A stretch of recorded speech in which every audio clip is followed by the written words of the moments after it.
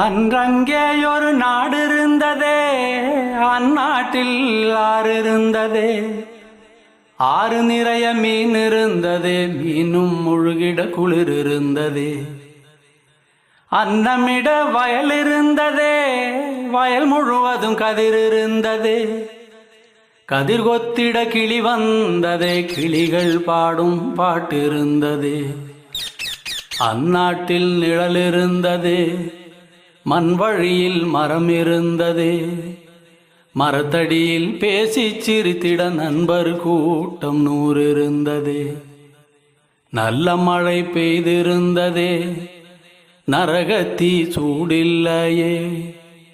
தீவட்டி கொள்ளை இல்லையே, தின்றது எதுவும் நஞ்சில்லையே. அன்றங்கே ஒரு நாடு இருந்ததே, அந்நாட்டில் ஆறு இருந்ததே.